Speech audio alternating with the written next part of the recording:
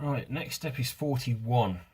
So I've got my first part of the rail gun, as in 39 and 40, and now it's telling me to put 3 plates on. So you've got 41, 38 and 39, and that's those 3 parts there.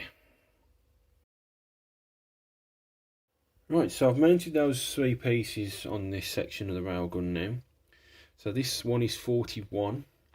There's a T-shaped hole with a T-shaped tab on the back of 41 there. There's a little rectangular piece, well, mounting tab and a hole in the back of 41 there. Then you've got this piece on the bottom which is 39. Now what bugs me is there was a mounting hole there and a mounting hole there, but there was only one peg and that was there. I don't understand why there wasn't one there. Then turning that over, and this is 38. Again, T-shape peg and hole there, and a little rectangular hole here. So that is step 41 finished. Right, I've got this H piece which covers steps 42 and 43. So you got 2 parts there which mount onto that J1. So I've marked them up 1 and 2. So you got like C6, which is like a square block with a mounting tab L and a mounting tab square on the other side. And then you got this little tiny C19 cap, which has got an L shape tab which mounts into C6 with an L shape hole, and I labelled that at 1. And you've got 2, which is a C18 cap and a C5 block with the 2 little mounting tabs like on C6. So you push that into place, and then you push them onto J1.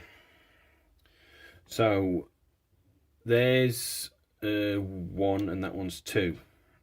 And there's your J1 piece, like a funny W shape as it were.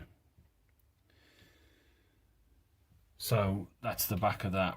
Then you got step 43. It's telling you got to go C26 with that orientation on the front, with the C42 little plate with like a triangular pattern, which the pointy edge of the triangle's got to point up like it says there. And then you push that in as 3 pins on 26.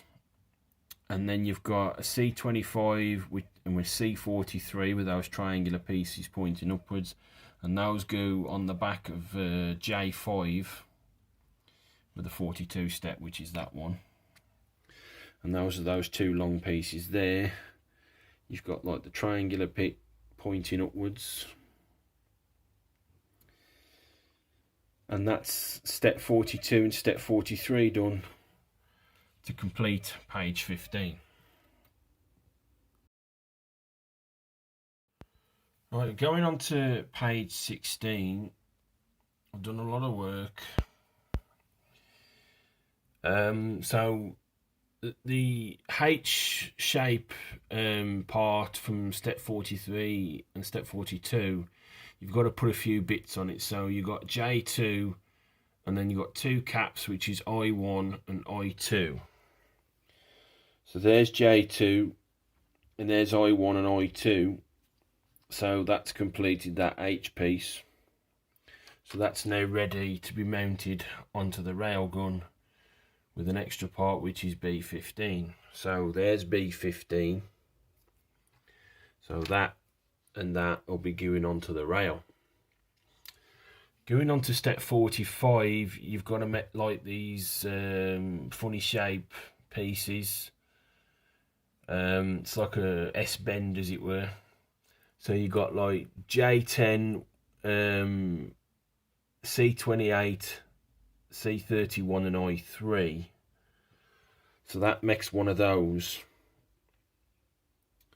So you push C28 into C31, then you push J10 into that to make the cross bridge, and then the little cap on the end, which is I3. So that makes one of them. There's J10 in the middle. Then you go on to the second part of step 45, rinse and repeat. You stick 27 into 32 with the 4 pins to make that piece. And you put the I4 cap on at the end, and then you get your J16, which sits in front of, behind J10, and that stabilizes a bit more, and that makes that like C shape, long C shape section. So that's that.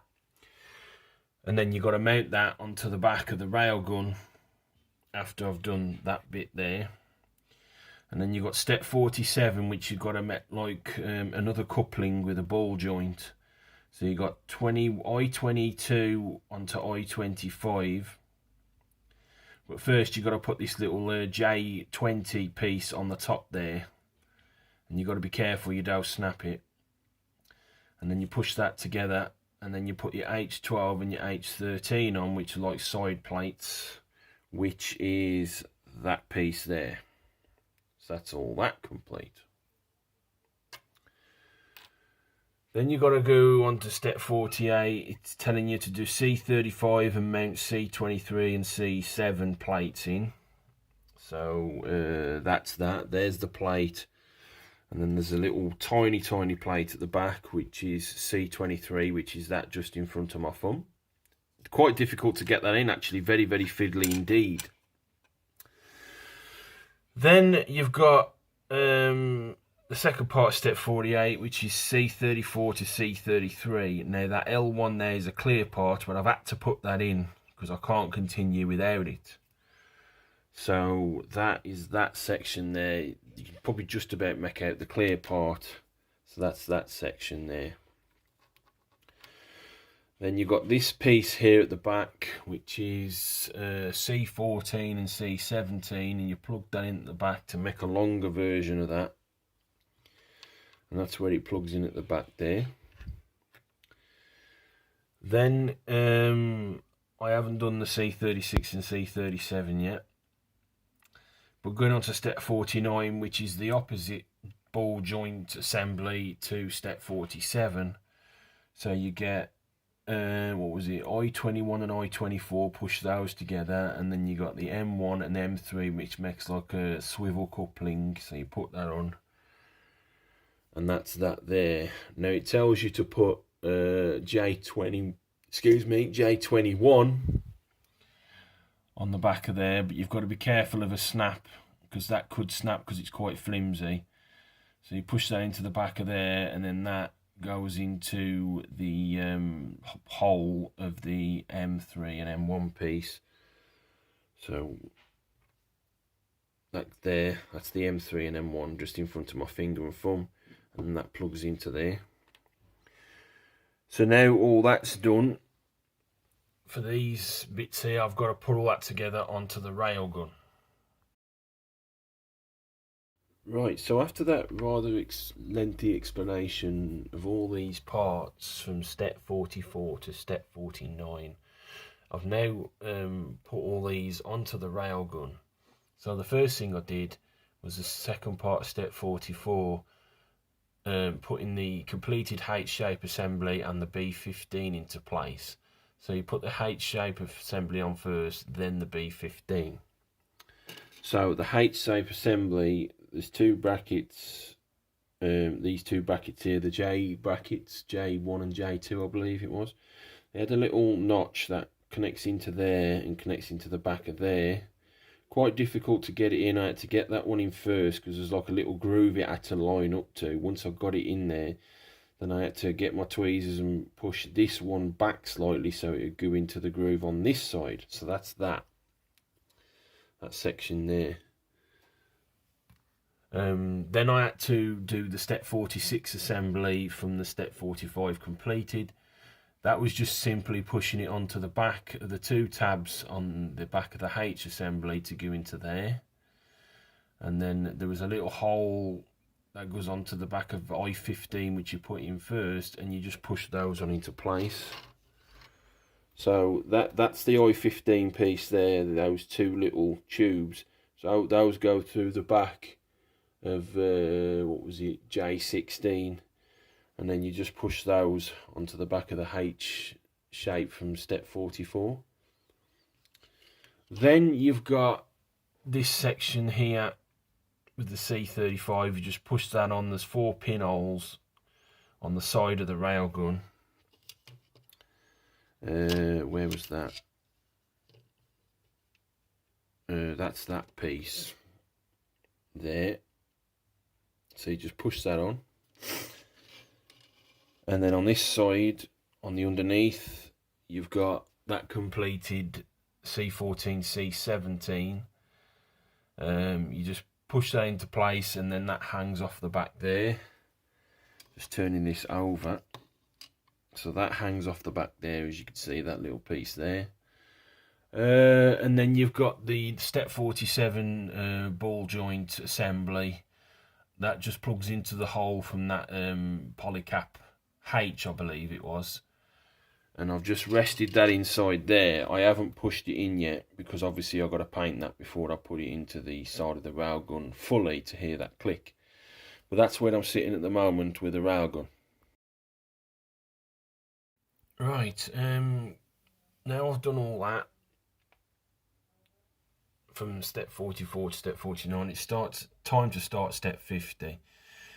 Right, so you get your step 49 ball joint arm, which is that one with that J21, which is very, very flimsy. And you've got to encompass in all these parts. So you get I12, I9 and I11, and you push all those together and you get this 3-piece part. And there's pins and pinholes, in all 3, and you just got to line them up. And then it's telling me I've got to encompass that into I18 and then close it up with I19. And there's a breakage warning as well for the little tiny tabs and pinholes and pins on the underneath. So I'm just going to put all this together now. Right, so I've done the first half of the first part of step 50. So I've put my completed 49 assembly in there. There's a little lip on the back of this 49 assembly. So you push that down. The top square part is in that little tab hole there. And then the completed I12, I9 and I11 assembly just sits in that little T-shaped channel there, because when I mount number 19 on, that'll actually go on top of there and lock that into place. Right, so I've now put I19 into place to complete that assembly and lock the 11, 12 and 9 into place, because there's a little channel just below my finger, and there's a half a channel in there and half a channel in there. Once you put the A18 and I19 together, that locks it into place, and now that piece there is solid. The one thing it tells you, this whiting here just means a breakage warning for the little pins that are in I19. They're very, very small, so you have to very gently push them on so you don't snap the mounting pins. So now that bit's done, I can do the other bit of step 50, the other half.